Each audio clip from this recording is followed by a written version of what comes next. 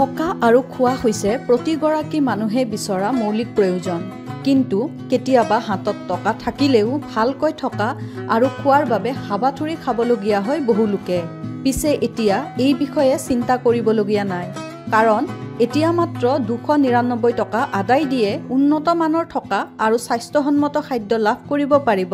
ব্যয়বহুল গুৱাহাটী মহানগৰীত। হয়, আপোনালোকে ঠিকেই শুনিছে, গুৱাহাটী মহানগৰীৰ 6 মাইলত আছে 299 টকাৰ এখন বিশেষ লজ। লজখনৰ নাম হৈছে হাজৰিকা লজ।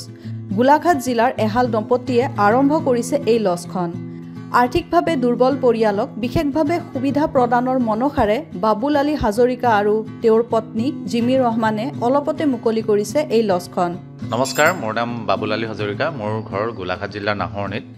আৰু মই বৰ্তমান গুৱাহাটী 6 মাইলৰ একদম 6 মাইলৰ মাজমজিয়াতে বুলি ক'ব লাগিব। 6 মাইলৰ পৰা যিখন কলাক্ষেত্ৰৰ ফালে ব্ৰিজ গৈছে, ব্ৰিজখন শেষ নহওঁতে বাওঁ কাষে হাজৰিকা লজ নামে এটা লজৰ আৰম্ভ কৰিছোঁ। আৰু মই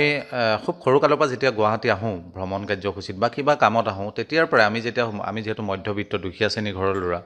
তেতিয়াৰ পৰা অনুভৱ কৰি আছোঁ যে গুৱাহাটীত যেতিয়া এখন হোটেলত আমি 999 টকা 1500 টকা দি পেলাই এটা দুটা মানুহ থাকিব লগা হয়, তেতিয়া অনুভৱ কৰোঁ যে আমাৰ কিমান কষ্ট হয়। আৰু তেতিয়াই মনত এটা পুহি ৰাখিছিলোঁ এটা কথা, যে ভৱিষ্যতে যদি পাৰোঁ, যদি আল্লাহ ভগৱান ওপৰলাই যদি কৃপা কৰে, যদি শক্তি দিয়ে, এখন কম মূল্যত ৰেহাই মূল্যত যদি এখন লজ খুলি মানুহক সেৱা আগবঢ়াব পৰা যায়, নিশ্চয় ভাল হ'ব। কাৰণ মই সেই সময়ত যিটো অনুভৱ কৰোঁ, আজিৰ দিনত অহা ল'ৰাটোৱে অন্ততঃ মোৰ ইয়াত আহি যাতে ছেটিছফাই অনুভৱ কৰে। আৰু সেই উদ্দেশ্যে আমি দুয়ো এখন হাজৰিকা লজ নামে এখন লজৰ আৰম্ভ কৰিছোঁ। আৰু আমাৰ ইয়াত 299 টকাৰ পৰা এজন থকা ৰুম আছে, 499 টকাত দুজন থকা ৰুম আছে। সম্পূৰ্ণ পৰিয়ালটো আহি বনাই সিজাই খোৱাৰ কাৰণে খুব 999, 1499 এনেকুৱা ধৰণৰ ৰুম আছে। আৰু ঘৰৰ নিচিনা এটা পৰিৱেশ, পাৰ্কিঙৰ সুব্যৱস্থা আছে। আৰু মই ভাবোঁ যে এই যিখন আমি লজ খুলিছোঁ, এই লজখন কেৱল আমাৰ দুয়োৰ নহয় বা আমাৰ পৰিয়ালৰ নহয়, অসমবাসী ৰাইজৰ সহায় সহযোগ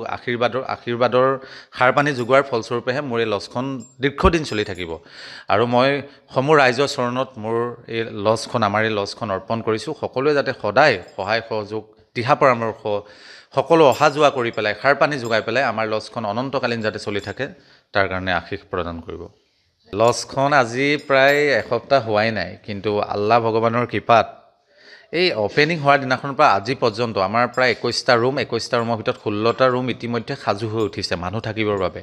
আৰু 16টা ৰুমত আজি পৰ্যন্ত ৰুম পূৰা সম্পূৰ্ণ ভিৰ আছে ৰাইজৰ। আৰু যোনে আহিছে সকলোৱে কৈ গৈছে যোৱাৰ সময়ত যে দাদা, বহুত হোটেলত থাকিলোঁ, কিন্তু ইয়াত থাকি পেলাই নিজৰ ঘৰত থকা যিটো অনুভৱ, সেই অনুভৱটো যে গুৱাহাটী চহৰৰ মাজমজিয়াটো থাকি কৰিব পাৰি, সেই কথাটো অনুভৱ কৰি গৈছোঁ বুলি সকলোৱে ফিডবেক দিছে।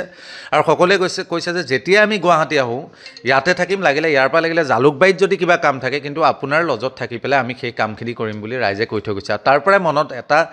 লাগিছে যে এয়াই আমাৰ প্ৰাপ্তি, এয়াই যে আমি ক'ৰবাত কিবা এটা ভাল কাম কৰিছোঁ বুলি অনুভৱ কৰাই দিছে মানুহৰ। আমাৰ উজনি অসমৰ পৰা বেছি আহি আছে, কিন্তু নামনি অসমৰ পৰাও আহিছে, মোটামুটি সমগ্ৰ অসমৰ পৰা জাতি ধৰ্ম নিৰ্বিশেষে সকলো আহিছে আৰু সকলো ৰাইজৰ স্বতঃস্ফূৰ্ত সঁহাৰি পাইছোঁ। স্বাভাৱিকতে গুৱাহাটী মহানগৰী হৈছে অতি ব্যয়বহুল এখন নগৰী। ইয়াত প্ৰতিটো খোজতে প্ৰয়োজনতকৈ অধিক ধন ব্যয় কৰিবলগীয়া হয়। কিন্তু ইমানৰ বাবতো যে উন্নত মানৰ সেৱা লাভ কৰিব, সেয়া নিশ্চিত নহয়। এই ক্ষেত্ৰত অসমীয়া যুৱক বাবুল আলী হাজৰিকাৰ এই পদক্ষেপে বহুতৰ বাবে সকাহ কঢ়িয়াই আনিছে। মোটামুটি আমাৰ গ্ৰামাঞ্চলৰ মানুহৰ কাৰণে খুব সুবিধা হৈছে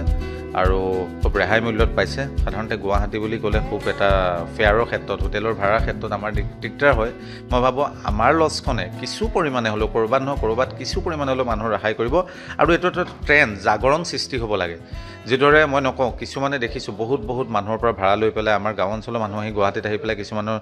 ধৰক লুটি লোৱা নিচিনা তেনেকুৱা এটা পৰিৱেশৰ সৃষ্টি হয়। এইখিনি যাতে নহওক, আৰু আমাৰ অসমীয়া যুৱক যুৱতীয়ে পাৰিলে উঠি অহা অসমীয়া যুৱক যুৱতী যিসকলে ব্যৱসায়ৰ ক্ষেত্ৰত আগ্ৰহী, তেওঁলোকে এইটো এটা প্ৰচেষ্টা ল'ব লাগে। প্ৰতিদিনাই দেখিছোঁ GNRCৰ পেচেণ্ট যিসকল চিকিৎসাৰ বাবে আহিছে, বা ৰহমান হস্পিটেলৰ পেচেণ্ট বা GMCHৰ পেচেণ্ট, চিকিৎসাৰ বাবে অহা মানুহখিনিৰ সদায় সাধাৰণতে মনত অনুভৱ হয় যে আমি য'ত থাকোঁগৈ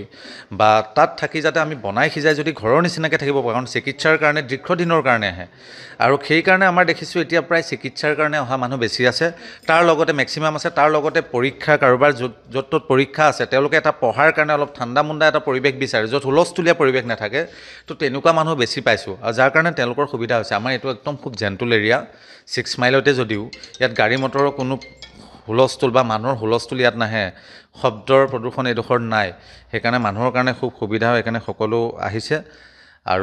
আৰু বিশেষকৈ এটা কথা যে শ্ৰীমন্ত শংকৰদেৱ কলাক্ষেত্ৰ আমাৰ কাষতে শিল্পগ্ৰাম কাষতে আৰু লগতে খানাপাৰা যি পশু চিকিৎসালয় খেলপথাৰ কাষতে আৰু এই তিনিটা খুব সঘনাই গুৱাহাটীত চৰকাৰী অনুষ্ঠান হওক জাতীয় জীৱনৰ অনুষ্ঠান হওক বা বিভিন্ন বাণিজ্য মেলা হওক ইয়াত হয় আৰু তাত বিভিন্ন লোক আহে বা কোনোবাই দোকান দিবৰ কাৰণে আহে বা কোনোবাই তাত কিবা কামৰ কাৰণে আহে 2 দিন 3 দিনীয়া আৰু সেই মানুহখিনিৰ কাৰণে খুব ভাল হৈছে যে তেওঁলোকৰ ৰেহাই মূল্যৰ ৰুম বিচাৰে আৰু ইয়াৰ পৰা ৱাকিং ডিষ্টেঞ্চত যাব পাৰে তিনিটা জেগাতে ইচ্ছা কৰিলে খোজকাঢ়ি যাব পাৰে শিক্ষাৰ ক্ষেত্ৰত আমি আপোচ নকৰোঁ আৰু চিকিৎসাৰ ক্ষেত্ৰত দুটা অপশ্যন ৰাখিছোঁ কোনোবাই যদি দীৰ্ঘদিনৰ কাৰণে আহে কোনোবাই এমাহ 1.5 মাহ বা 15 দিন 20 দিন আহে আৰু তেওঁ যদি সঁচাকৈ মধ্যবিত্ত বা দুখীয়া শ্ৰেণীৰ মানুহ তেতিয়াহ'লে আমি তেওঁলোকৰ কাৰণে অন্ততঃ যদি এজন মানুহ থাকে 299 টকাকৈ হ'লে এমাহত 9,000 টকা ওচৰা-ওচৰি হয় তো তেওঁ এমাহ যদি প্ৰকৃততে থাকে তেতিয়াহ'লে তেওঁৰ কাৰণে আমি কিছু ডিছকাউণ্টৰ ৰেহাইৰ সুবিধা ৰাখিছোঁ আমাৰ ফালৰ পৰা আমাৰ আন লজৰ যেনেকুৱা তেনেকুৱা কিন্তু আমাৰ বেছিকেলি ৰুম প্ৰায় ফুল হৈ আছেতো আমাৰ নাম্বাৰ যিহেতু আপোনালোকৰ লাগিলে ইয়াত লগাই দিব যদি কোনোবা কাষ্টমাৰ আহোঁ বুলি ভাবে তেতিয়াহ'লে আগতীয়াকৈ বুক কৰি ল'লে অন্ততঃ এইটো সুবিধা হৈছে তেওঁৰ ৰুমটো আমি স্থায়ীকৈ ৰাখি থ'ব পাৰোঁ ফোন কৰি যদি তেওঁলোকে কৈ থয় আৰু তেনেকুৱা ক্ৰাইটেৰিয়া একো নাই তেওঁ যিখিনি অন্য হোটেল লজত যিখিনি প্ৰক্ৰিয়া তেওঁ ডকুমেণ্ট দিব লাগে এড্ৰেছ প্ৰুফ এটা দিব লাগে ঠিক সমান্তৰালভাৱে আমাৰো একেই সকলোখিনি এড্ৰেছ প্ৰুফটো দি পেলাই তেওঁলোক ধুনীয়াকৈ থাকিব পাৰিব সম্পূৰ্ণ এক ঘৰুৱা পৰিৱেশে আৱৰা হাজৰিকা লজলৈ অসমৰ বিভিন্ন জিলাৰ পৰা লোকৰ সমাগম ঘটিছে হাজৰিকা লজলৈ কোনোৱে যদি চিকিৎসা আন কোনোৱে আকৌ শিক্ষামূলক কাৰণত আহিছে কিয়নো বৰ্তমান চৌদিশে কাঠফুলাৰ দৰে গঢ় লৈ উঠা লজ বা হোটেলসমূহে গ্ৰাহকক আগবঢ়োৱা সেৱাৰ তুলনাত হাজৰিকা লজ হৈছে কিছু ব্যতিক্ৰম প্ৰথম কথা হ'ল যে আমাৰ যিমানে অতিথি আহে আমি এটা ব্যৱস্থা কৰিছোঁ আৰম্ভ কৰিছোঁহে আমাৰ ৰিচিপশ্যনত সদায় যিমানসকল অতিথি আহে অতিথিসকল যিহেতু আমাৰ লজখনৰ কাৰণে তেওঁলোকে দেৱতা ভগৱান স্বৰূপ তো তেওঁলোকৰ কাৰণে বিশেষকৈ পানীৰ লগতে ধৰক চাহৰ এইটো এটা একদম বিনামূলীয়া ব্যৱস্থা এটা ৰাখিছোঁ আৰু তাৰ লগতে ধৰক আমি বিভিন্ন ধৰণৰ সুবিধা ৰাখিছোঁ যেনে ধৰক আজি কাৰোবাৰ কেতিয়াবা ধৰক 12টা বজাত চেক আউট টাইম থাকে হয়তো কোনোবা 1 বজাত ওলাই যাব এঘণ্টা সময় কিছুমান হোটেলত আমি পাইছোঁ আগত যে 1 মিনিটো ইপাৰ হ'ব নিদিয়ে তেতিয়া আকৌ এদিনৰ ভাড়া দিব লাগে কিন্তু সেইখিনি আমি কম্প্ৰমাইজ কৰাৰ ব্যৱস্থা কৰি ৰাখিছোঁ যাতে মানুহৰ সুবিধা হয় কোনোবা ধৰক 12টা বজাত আমাৰ চেক আউট টাইম কিন্তু 2টা বজাত যাব লাগে তেনেকুৱা ধৰণৰ ব্যৱস্থা ৰাখিছোঁ বুজা শক্তি ৰাখিছোঁ আমি আৰু তেনেকৈ কৰিছোঁ আৰু বিশেষকৈ এতিয়া মুছলমান ধৰ্মাৱলম্বীৰ কাৰণে আগন্তুক ৰমজান মাহ আহি আছে আৰু তাৰো আমি এটা পৰিকল্পনা কৰিছোঁ যে বিশেষকৈ ইফতাৰটো সকলো সময়তে উপলব্ধ য'তে ত'তে ইফতাৰৰ আয়োজন হৈ থাকে আমি অন্ততঃ আমাৰ হোটেলত থকা যিসকল ৰোজাদাৰ থাকিব তেওঁলোকক অন্ততঃ যদি চেহেৰীৰ সময়টোত আমি বিনামূলীয়াকৈ চেহেৰীটো তেওঁলোকক নিম্নতম যেনেকৈ যি ব্যৱস্থা পাৰোঁ আমি যি খাওঁ তেওঁলোককো যদি চেহেৰীটো খোৱাৰ ব্যৱস্থা কৰিব পাৰোঁ আমি ভাবিছোঁ ভাল হ'ব আৰু তাৰ এটা আমি পৰিকল্পনা ৰাখিছোঁ লাচিত বৰফুকন আৰু বাঘ হাজৰিকাৰ আদৰ্শৰে কাম কৰি যোৱা উচ্চ শিক্ষিত হাজৰিকা আৰু তেওঁৰ পত্নীয়ে নিজে স্বাৱলম্বী হোৱাৰ লগতে আন বহুজনক কৰ্মসংস্থাপন দিবলৈ সক্ষম হৈছে মানে সৰুৰ পৰা মই এটা কথা বিশ্বাস কৰোঁ যে সততা আৰু নিষ্ঠা য'ত আছে তাত হাজাৰ বাধা মাজত আহে যদিও সেই বাধা পাৰ হৈ যাব পাৰে যেনেকৈ শৰাইঘাটৰ ৰণত লাচিত বৰফুকনৰ নেতৃত্বত যুঁজ হৈছিলে তাত সততা আৰু নিষ্ঠা লাচিত বৰফুকনৰ অন্তৰত সোমাই আছিলে তেওঁ তেজে আছিলে যাৰ ফলত শৰাইঘাটৰ ইমান মোগলক পৰাস্ত কৰি পেলাই শৰাইঘাটৰ ৰণত জয়ী হোৱা হৈছিলে ঠিক সমান্তৰালভাৱে আৰু সেয়া আমি এজন অসমীয়া হিচাপে লাচিত বৰফুকন হওক বাঘ হাজৰিকা হওক আমি আদৰ্শৰে অনুপ্ৰাণিত হৈ থাকিব লাগিব আৰু মই সেইটোকে বিশ্বাস কৰোঁ আমি যিমান দূৰলৈকে পাৰোঁ চেষ্টা কৰিছোঁ সততা আৰু নিষ্ঠাৰে লজখন চলাবৰ কাৰণে আৰু মই ভাবোঁ যিমান প্ৰত্যাহ্বান হওক আমি যদি শুদ্ধ পথত থাকোঁ নিশ্চয় প্ৰত্যাহ্বানক নেওচি পেলাই আমি আগবাঢ়ি যাব পাৰিম আৰু মই নিজে ইঞ্জিনিয়াৰিং কমপ্লিট কৰিছোঁ আৰু মোৰ মিছেছ BA LLB